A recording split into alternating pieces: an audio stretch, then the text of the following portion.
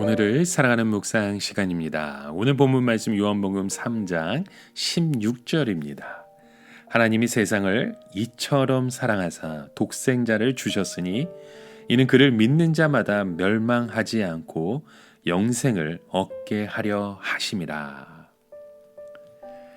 자, 여러분, 부모님들 중에서는 좋은 부모가 있는가 하면 참 안타깝지만 나쁜 부모도 있습니다. 물론 거의 대부분의 아이들은 좋은 부모님 밑에서 행복하게 자라고 있겠죠. 그러나 어떤 아이들은 나쁜 부모의 밑에서 태어나는 바람에 태어나자마자 버림을 받기도 하고 이방에 보내지기도 하고 때로는 양부모 밑에서 자라나야 하는 아이들도 있습니다. 예전에 이 한국계 출신 중에 미국의 스키 선수가 동계 올림픽에서 메달을 딴 적이 있습니다. 그리고 자기가 한국인이며 부모를 찾기 원한다는 얘기를 했었죠.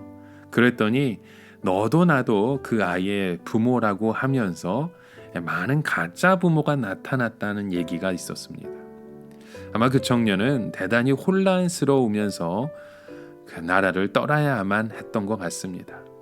그는 자기 부모를 찾는 것을 거의 포기할 뻔했었죠.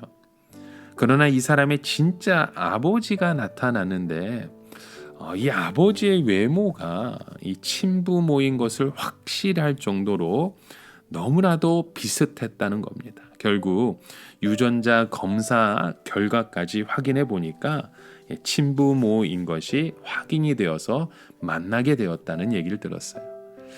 아들은 아버지에게 어떻게 자신을 잃어버리게 되었는지 물어보았습니다. 아마도 시장에 가다가 잠깐 사이에 그 아들을 놓친 것 같은데 그 이후 아이를 찾지 못했다는 대답을 하셨다고 해요. 그 후에 여러 고로와원을 찾아다니고 돌아다니면서 아들을 찾아보려고 했지만 결국 찾지 못했고 그동안 이 아이는 먼 나라로 입양이 되었다고 합니다. 아들은 아버지에게 왜 저를 끝까지 찾지 않으셨냐 물었답니다. 그랬더니 아버지는 가족을 먹여 살려야 했기 때문에 계속 찾을 수 없었다고 하면서 미안하다는 말을 했습니다. 그리고 잘 자라주어서 고맙다는 말을 했다고 해요. 그러나 이 사람은 정말 좋은 양부모를 만나서 잘 자라는 바람에 올림픽의 선수로 나올 수 있을 만큼 자신의 기량을 또 자신의 재능을 인정받은 그 또 축복받은 그런 케이스에 속하게 되었겠죠. 만약 그 아이가 부모를 또 잘못 만나서 양부모를 잘못 만나서 또 다른 나쁜 곳에 입양이 되었다면 아마 그 아이는 평생에 나쁜 곳에서 나쁜 영향을 미치며 또 나쁜 짓을 하며 살아갈 수도 있었을 것입니다. 그리고 만약 이 아버지가 그런 아들의 소식을 듣게 되었고 나쁜 짓을 하고 강도짓을 하고 살인까지 저질러서 감옥에 갇혀 있었다고 하면 어떤 마음이 들을까요? 부모들 중에는 자식을 잃은 셈 치고 포기를 하는 사람도 있을 것이며 아니면 목숨을 걸고 뛰어들어서 아이를 건져내려고 하시는 분도 있을 것입니다. 그런데 사실은 하나님도 그런 아이를 잃어버린 마음으로 사신 분이시죠. 하나님은 우리를 사랑으로 만드시고 많은 자유를 주셨지만 우리는 끊임없이 범죄를 저지릅니다. 마귀에게 속아서 마귀의 자식처럼 입양된 삶을 살아가는 거죠. 우리의 모든 삶은 악할 수밖에 없습니다. 멸망의 자식이 될 수밖에 없습니다. 왜냐? 사탄의 그런 마귀의 유혹에 빠져 살고 있기 때문입니다. 하지만 여기서 눈물겨운 하나님의 아들 찾기가 시작된 것입니다. 하나님께서는 우리 인간들을 얼마든지 포기할 수 있으셨습니다. 하나님은 우리 모든 인간들을 다 버리시고 새로운 세상을 만들 수도 있으신 분이셨습니다. 그러나 하나님께서는 엄청난 계획을 세우셨죠. 그것은 우리 모든 인간들을 구원해서 하나님의 아들로 만들자는 것이었습니다.